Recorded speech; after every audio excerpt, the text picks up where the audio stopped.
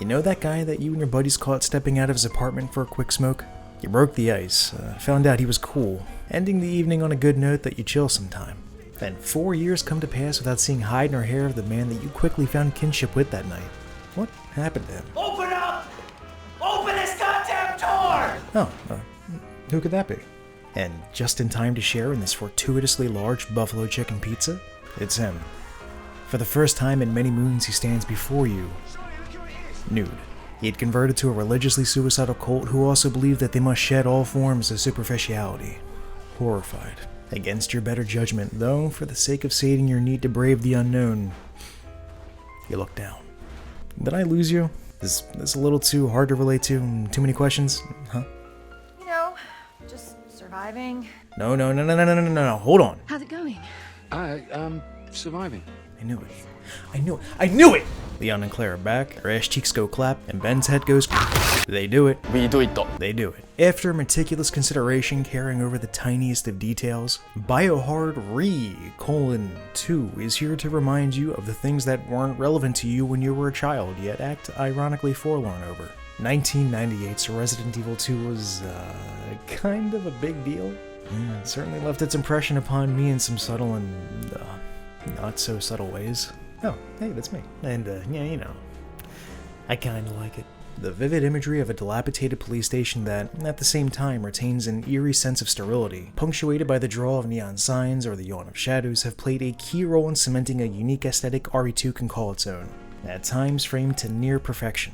Couple that with superb pacing, a proper balance between scraping by the skin of your teeth and living out a power fantasy, and the unrelenting necessity to scrounge for resources in the interest of living up to the daunting reputation of survival horror, and suffice to say, the remake has big shoes to fill. But if anyone has ever told you that RE2 comes from humble beginnings, they're fucking wrong. Not only was the original crew tasked to make a follow-up to a hot new IP on the scale of James Cameron's Aliens, but it was Kamiya's first gig as a director.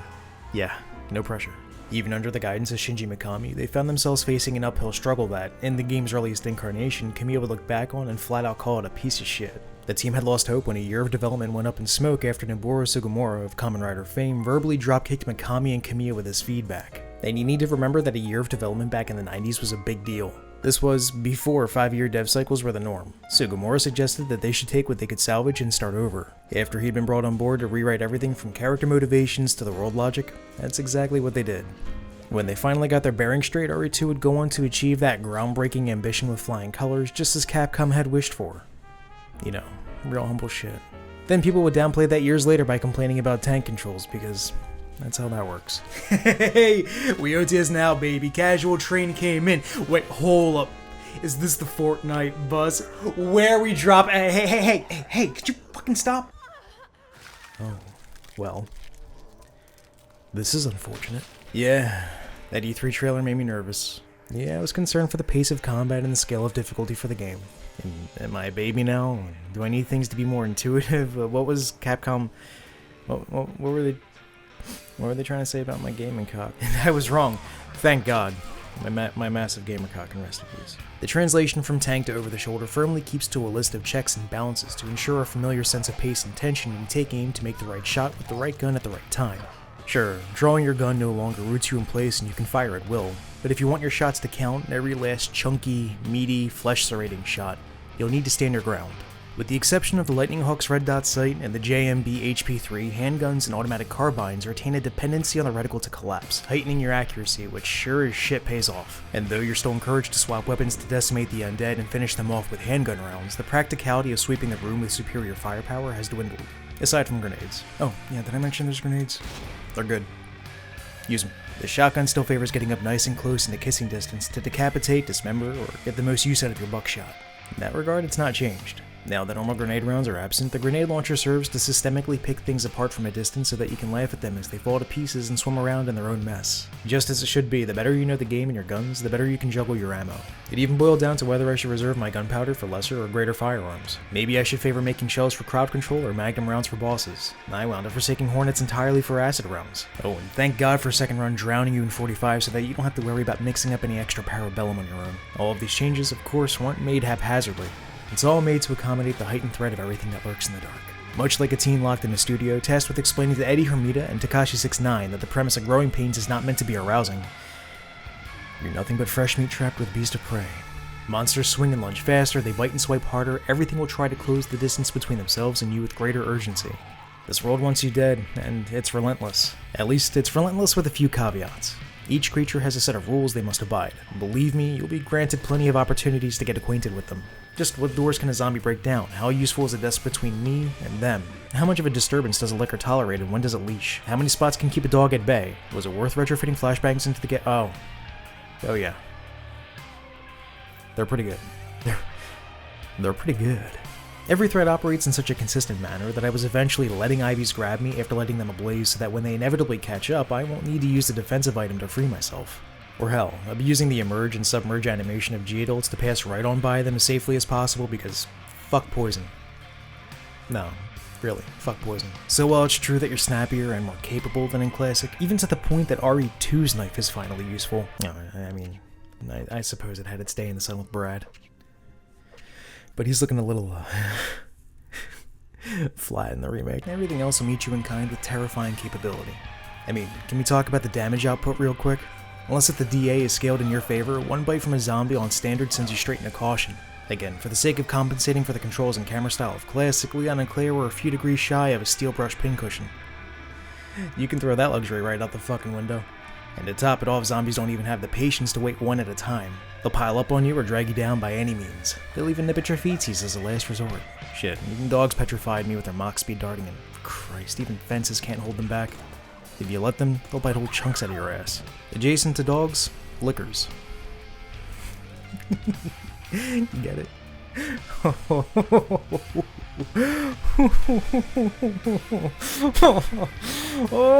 Godspeed if they hear the clap of your ass. Here's some advice. Flashbang.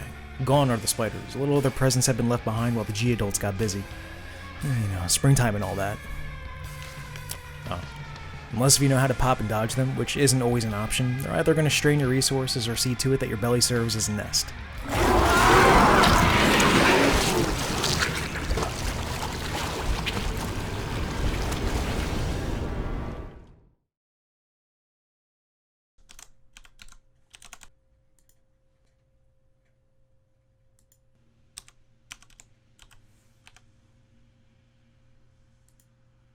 The aforementioned Ivy don't even bother spitting up acid or poison as they used to. Now they just shimmy their tight little ass towards you and kiss you like your favorite Jav. Back in Classic, you used to confront Spooky Dookie skittering beneath the kennel, but you know that shit got stomped. Despite that, the remake scatters blue orbs within the PD, far before you ever touch the sewers. Thankfully, it's for a damn good reason. Gone are the days of blue orb strictly curing poison. 1998 too is kinda tight. Mix a blue orb and red herb and that nets you a defense bonus. Doesn't last forever, but it will get you through some pretty desperate situations. Also in 1998 too, Xenogears never had its budget bled into the fat maw of Final Fantasy VIII. The placement of herbs and ammo, powder, keys, and whatever else you can stuff into your expandable pouches help dictate your moment-to-moment decision making when you're facing both visible threats or the unknown. At times, the two are interchangeable.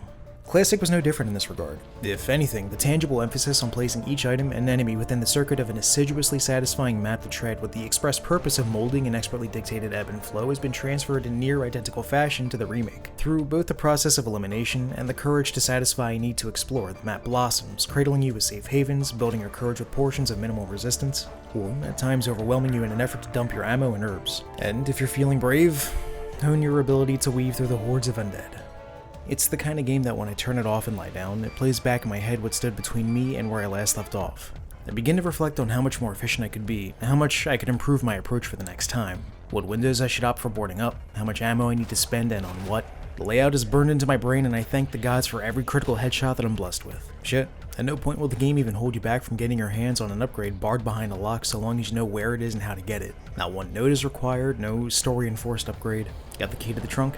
Use it. Know the combination? All yours. The only thing that's standing between you and an upgrade is if you have access to that area as of yet. And trust me, it's never worth skipping out on upgrades if you're playing casually. Between upgrading the SLS into a full-fledged Magnum or the W870 into fucking Dendrobium's Mega Beam Cannon. Worth it. Shame that they no longer hide the custom shotgun parts of Beta's ass though. Cowards. Curiously, the sewers were fleshed out to a far greater extent than what they once had been. Prior, they were a brief stroll through a caged portion of map that had very little to offer. Now they're sprawling and they demand a very different challenge. The impressive part is that once you know what you're doing, you can slosh through them comically fast. It might be one of the single most noticeable portions of the game where you can witness your improvement with routing. It's also worth mentioning that the labs were cut back a bit, but they weren't cleaved to the point of being dramatically shorter than what they were in the original RE2. Some have expressed that they lament the changes made to both the sewers and the nest. The layout is far from the same. No spiders, no roaches, no moth, not even a speck of crows on the second floor East Hall. I get where they're coming from, but I don't share their sentiment. Bar from the moth, come on. Okay, that was kind of a bastard move. What the fuck is this? But in all honesty, I felt that they were held together pretty well by their core mechanic of dealing with G-adults while juggling chest plugs or Ivy and priming the P-Epsilon, even if they pale in comparison to one thing. You know how I was just waxing poetically about the map design, enemy placement, understanding how to deal with monsters, managing your ammo and all that? Yeah, he's the guy that's about to put all that to the test. The Tyrant was once a daunting, if not underutilized though, fun jump scare, built to push you out of a room more quickly or force you to take a stand. He was reserved solely for the B route, which meant some people never so much as saw the guy. I mean, we know how some people are the moment they see credits scroll on by. Now this motherfucker shows up on your first run, even sooner in your second, won't stop pursuing you, punches fools that stand between you and him, face looks like a nutsack, and you cannot kill him. The most you can ever do is make him take a knee for but a few seconds or stun him with a flashbang. Every minute detail of his body language communicates the towering threat that he is. This man is thirsty for your blood and he'll stop at nothing to bleed you dry. Unless, if you find a safe spot. There aren't many of them, but a few spots scattered about serve as a sanctuary from his madness. Some more obvious than others, but just like any other creature, he has his own set of rules which he must abide. Rule number 1 is that he must keep stomping until I come. Given some time, you'll be able to gauge when you can act a bit more reckless and haul ass through the PD or risk the cacophony of gunfire. Before long, you'll even bait out his punches so that you can swerve him without getting thrown back down on your ass. Sometimes, when the stars align, he can even be a bro.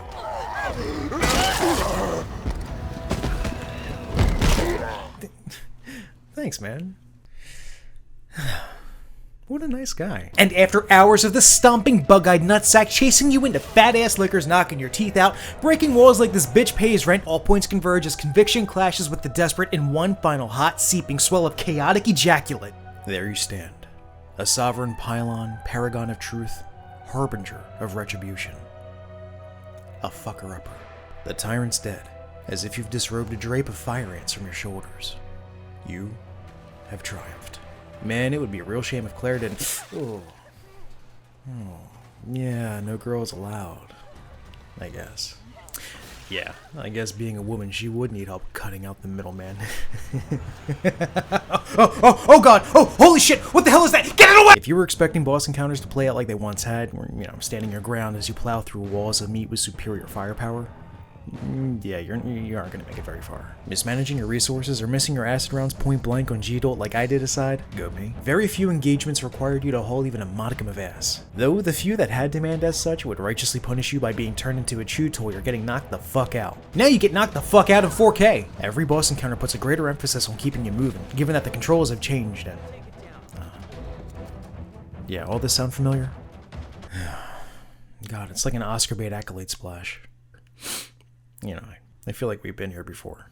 I think you get the picture. Though the boss fights are more demanding of you in Remake than previously, the core interplay between you and the boss is somewhat bare bones, bar a gimmick here or there. And yet, I don't care. Honestly, I enjoyed the hell out of each boss encounter. They provided a sharp burst of excitement and anxiety to grant me a break from the near constant verge of a heart attack I had been on while dealing with the rest of the game. Yeah, shit's simple, but didn't do anything poorly. I mean, we're talking about me here, the guy who gives Alundra's combat a pass since it's serviceable without detracting from Alundra as a whole.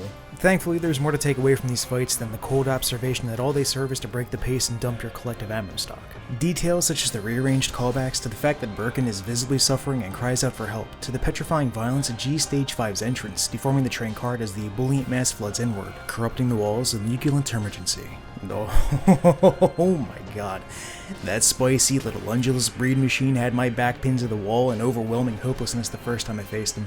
The only thing standing between me and 11 inches of inevitable death were a Colt single-action army, a few trays of 45, my panic, and Claire's gigantic balls. It was one of those moments framed to near perfection. As soon as I could, I ran straight to his slot in the model viewer, and Christ, it was like some behind-the-scenes movie magic shit. G5 not only demonstrates the impressive technology R&D Division 1 had on hand, it's a goddamn testament to their artistry. I'm sure that in getting this far, you've caught on to the remake's grotesque and macabre beauty. The art direction is easily one of the most telling expressions of this team's adoration for the classic, and in no one aspect do they fall short of anything less than stellar, but fuck me, the creature designs really get me gushing. Birkin's never looked better, especially G3, my personal favorite mutation. The conveyance of his feral deterioration is on point, right down to his body practically buckling under its own tremendous strength. Stage 4 G forfeit the dog-like posture, which sucks, because now he no longer resembles my fat bitch of a cat when she goes to lay down for a fat break. Likewise, the G-type in dogs have been brought to life with greater detail, but no less faithfulness to their original incarnation. The Ivy being one exception, as it got an interpretive overhaul centered around body horror. What's now the twitching remains of humans assimilated by Plant 43's need to breed were once a bouquet of highly depressed and very stoned Kermits. But hey, if that's got you down, some zombies are straight up full recreations of their concept art from Classic. Check it out, we got Red Shirt Zombie. Yeah, she's nice. It's nice to see her. We got that cop zombie with the one bulging eye. And oh yeah, we got Lickers. Show that ass off! No, but seriously, Lickers are the reason I even bought RE2 to begin with. That's not even a joke. I recall a render of one plastered on the side of a page while reading up on a preview for the game in PSM, and I fell in love. They honest to God have one of my all-time favorite designs, like Doppelganger fucked a xenomorph and gave birth to it in a vat of acid. Right, the xenomorphs have acid for blood. Wait. So, to see that they were given the very same faithful treatment as every other creature in this game just warms my tiny black heart and only reaffirms to me the painstaking love that went into Remake. Whoa, hey, we haven't put my gag reflex to the test yet, we ain't getting off that fellatio train. Front to back, this entire project permeates with the same level of craftsmanship. From the remade to the reimagined, every square inch oozes with cemented purpose and only ever aids in the persistent soul-sapping atmosphere. The police station retains this feeling of defiled asceticism, seamlessly woven in with halls and rooms that remind you, oh yeah, this was a museum, draped in an escalating sense of fallout the further away you trek from the sanctuary or the main hall. Beyond the PD, everything still feels as if it belongs. The rain-slicked streets leading up to Kendo's shop and everything behind it sits just as naturally now as it had before, though given an air of desolation that's long settled in. It's a less congested, though no less dangerous beat of breath before the abrasively fucked up orphanage or the frantic sprint through the waist-high sewage to escape our old friend, the overgrown alligator.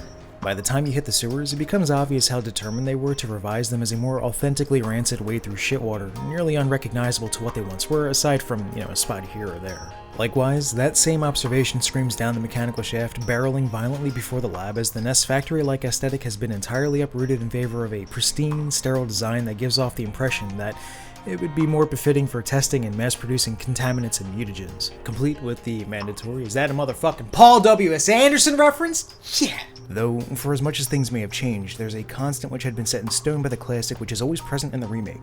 Neons that rest as the unsettling torches that guide your path, and the mauve shadows which the undead moan mindlessly from within, clawing out at you. I spoke at great length that the creatures want to swallow you whole, and as such, so does the very world itself. It's far from divorced from the gameplay. Gore is replicated to an exhausting degree, not only serving to delineate the damage you've done, but to scorch the undead by your relentless artillery or leave bits of brain matter stuck to your surroundings. And they won't think twice about pitting you against threats in pitch black darkness, producing moments where the lighting strength can be seen by the muzzle flash of your firearm, or even catch on to delicate details such as how you'll tuck the flashlight between your chin and shoulder while reloading. Even the sound of every bullet cutting into the flesh of that which just won't die spells out the danger you're in. Hell, if the sound of Mr. X stomping around and dogs barking as they have you surrounded wasn't enough to engrave the danger you're in, you can't even stand in the comfort of loneliness without hearing something sentient shifting its weight from above.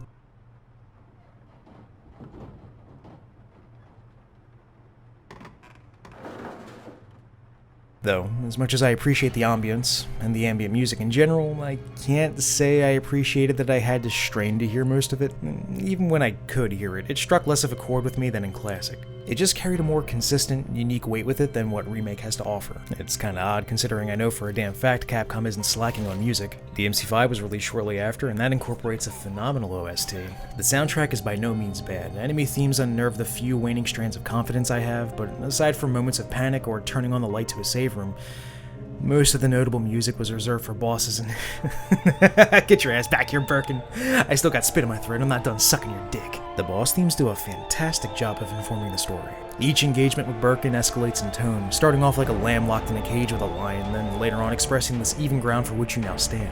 It's by this point, after the hell you've been through, Claire radiates with inexorable metal. She leaps into Birkin's pit, threatening to mop up the floor with his corpse. Then kill him again, but now in front of his daughter. Then kill him again, in front of his daughter. Again. Or if Leon's up to bat, he'll just get volunteered into the pit like a nerd.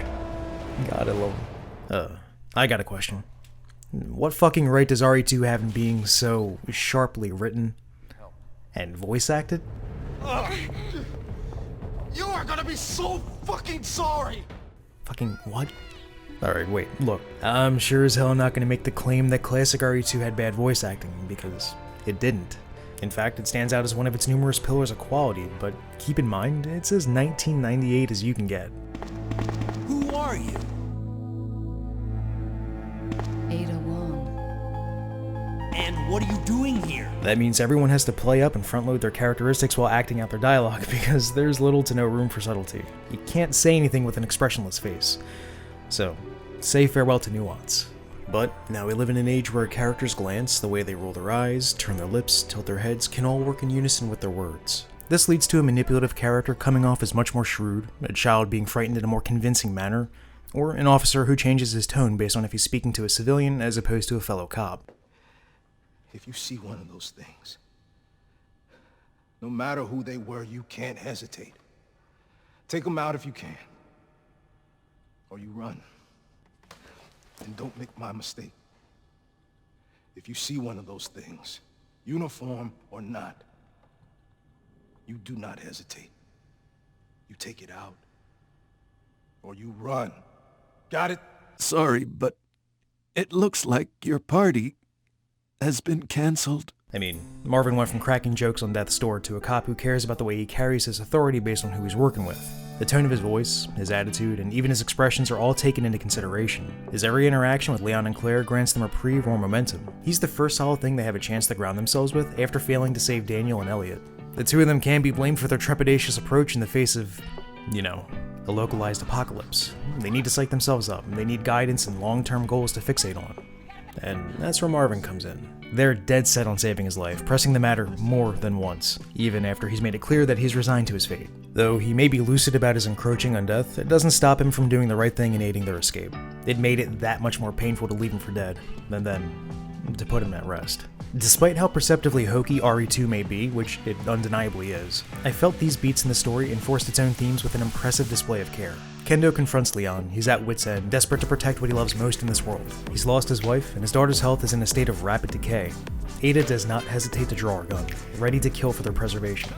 Up until this point, Leon has suffered a harrowing night, helplessly watched on as innocents were torn into, had trouble keeping the dead down, lost someone he could trust all to end up with one that he can't, though she's twice now saved his ass. A few hours of experience up to this point has allowed me to empathize, but Kendo's been dealing with this for a week.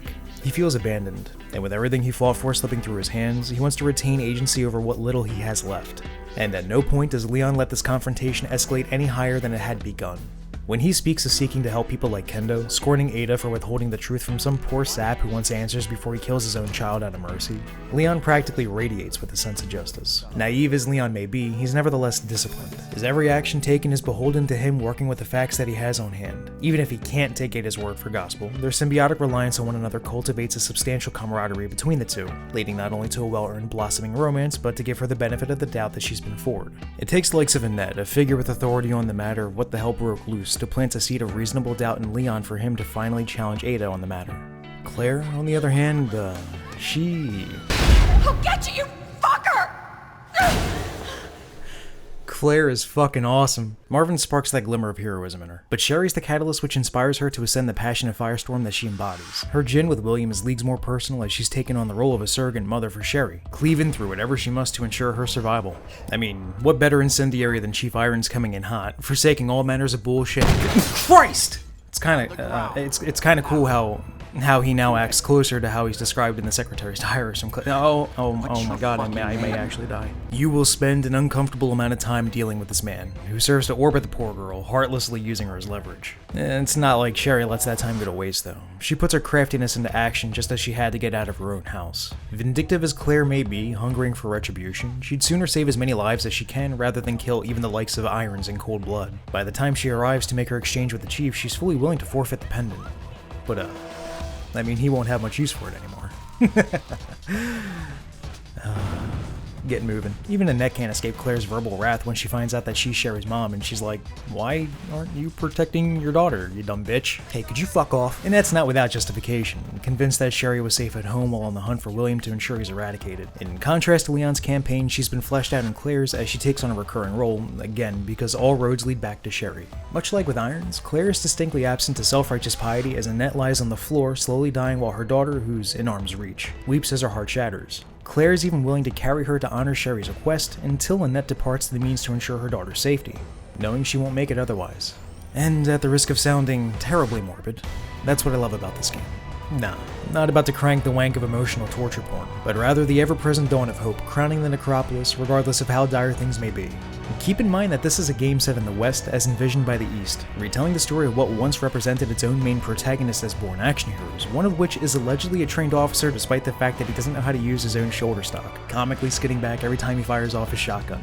I'd even say that they were just a few degrees shy of mishandling kendo. If that scene cropped up any sooner, it would have been just another sad dad moment that gets mocked for its blatant grief puppeteering, sparing us an anemic setup just to indulge in some shameless pathos. Instead, they were patient and reserved it for when the time was just right. They chose not to linger on it for too long, and it served to reinforce the selflessness of our hero while rebuking his partner's cold temperament. In the face of its peers, it was refreshing to see the remake retain an optimistic tone instead of kicking off the end of the world with authority figures as written by Waypoint.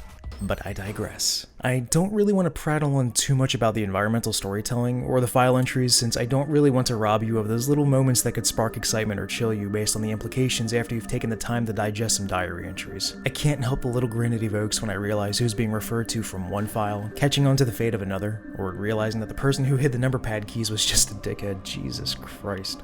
I'll admit that I do kinda miss the more robust and ranty nature of the classic files. Hearing a secretary complain about Iron's teeth-gritting abrasiveness, or a watchman who found solace in playing chess with a quiet man who works at the scrapyard painted a much more tangible world of normalcy to contrast the glorified mausoleum it's become. But hey, the story of Wayne Lee more than makes up for it. What a champ. What a hero. What a god. There were a few inconsequential retcons here or there. The explanation for Mr. X's presence got altered slightly, but not enough to warrant outrage. If I recall, it wasn't invasive in the slightest. Let's see.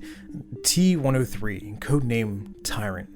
I suspect Umbrella has set loose the T-103, a mass-produced model from a series they refer to as T-00, who channels the data from Co, whom pilots the prestigious RX-78 GPO-1. Nina Aho came up with that line while I was lying in bed. Forgot it the next day, kept thinking it had something to do with, fried chicken. Came back to me later that day because I was playing DMC5. You know, the Gerber GPO-1. Bad habit they got going there, those Lux Edition bonuses.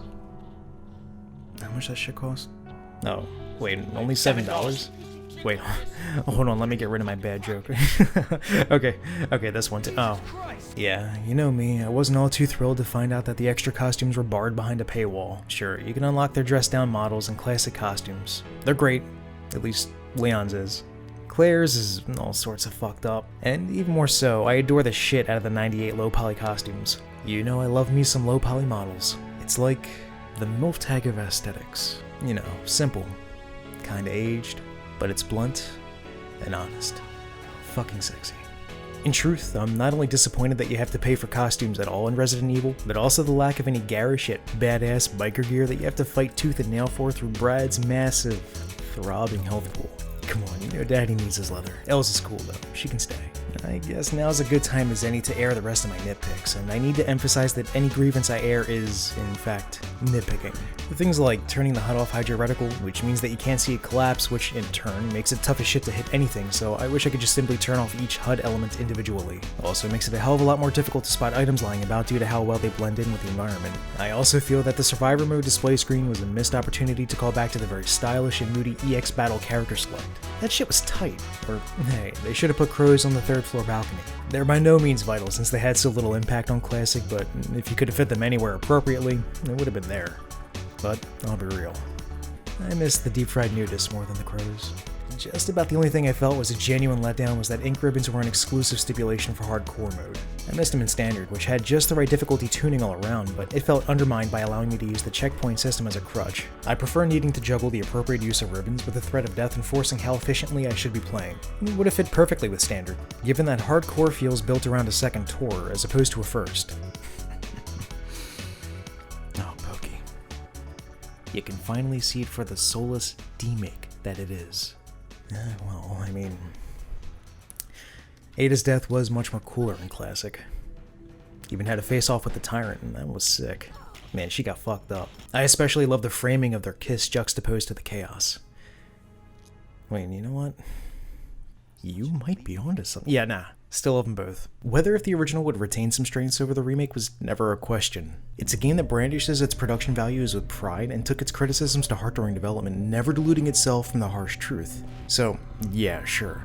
Iron's death was more metal, the music more punctual, there were more fun hidden quirks, and it told 4 unique variations of the same story which provided significant payoff through the zapping system. At one point, you're faced with the weighty choice of either expanding your inventory, looting an SMG, or doing neither, or both. Whatever you choose will affect how the follow-up playthrough fares. Hell, one of my favorite moments was registering the second guest print so that you can raid Birkin's lab. You can't replicate that feeling of accomplishment without zapping, which the remake failed to evoke that same chilling fascination once I was there. The pizza did, though. Still looks fresh, but the grease solidified like a coat of amber to preserve it. You know that shit's not on their menu, right? Who's assigned to go out on pizza runs? Was it Wayne Lee? The god? There are some out there who feel let down on a personal level. They see the newer iteration as a piece that fails to understand the point of the original, or that it's in some way a myopic production due to the absence of zapping. I get where they're coming from, and to some degree even share in feeling a little let down with how similar the first and second run play out. It's when the sentiment that the remake is entirely unfaithful to the classic arises that I find myself parting ways. They often cite the first remake for what set their expectations, and you can bet your ass I agree with that. It's what most of us requested from R&D Division 1 when they asked us what we wanted, and I still to this day hold it as the gold standard for what defines a picturesque remake. I've said as much. But do you know what the first remake does that the second avoids? Steps on the toes of what came before. It may surprise you how often the temperament is echoed that the remake invalidates the original, unaware that the pacing, atmosphere, and challenge are grossly unique to one another. Here, however, they built a simulationist reimagining. It complements the original as a companion piece rather than a replacement. And I feel like that notion is no better demonstrated in just how polished the first and second campaigns are, despite their overwhelming similarity. Am I saying the game wouldn't be even greater with 4 stories and zapping? No, who in their right mind would? But do you think RE2 Classic is only as good as it is because of the 4 unique scenarios? I don't think so. Even if it just were Claire A and Leon B, it would remain as one of my all-time favorites. Not to mention I never put much stock in the bonus modes. Everything else was just icing on the cake. You know, some are just so fixated on only accepting a remake the likes of the first and... God bless him for it. Oh, but Pokey... Square dropped CyberConnect 2, it's all in-house now.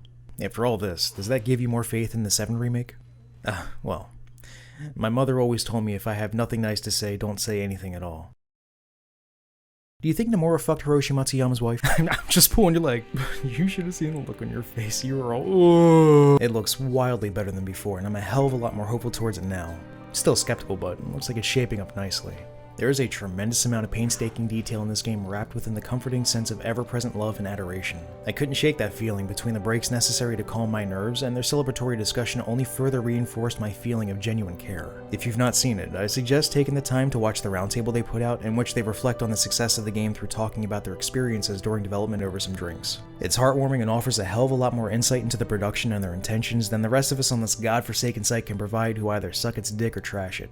Me included, since I fall squarely into the former. There will always be a special place in my heart for a scornful Leon who just wants people to listen to him, or a Claire who's a little aggressive with trying to appear friendly to children. Or a Chief Irons that can be bribed for only $10,000, what the fuck? And it couldn't be any more clear to me that it's the very same for them as well. I mean, for Christ's sake, they retained the fact that they authorized the one illiterate fuck in the office to spell out "Welcome Leon." And oh yeah, JoJo reference. And above all else, I feel the remake is a love letter, not just to the original, but also the team that came before them, to the fans, and arguably the culture that surrounds the classic.